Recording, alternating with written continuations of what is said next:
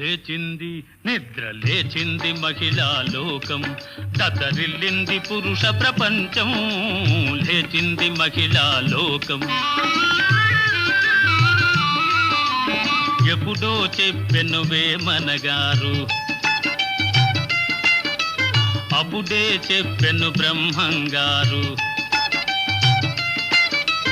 ఎప్పుడో చెప్పెను వేమనగారు, అప్పుడే చెప్పెను బ్రహ్మంగారు. ఇప్పుడే చెబుతా ఎన్నుకో బుల్లెమ్మా,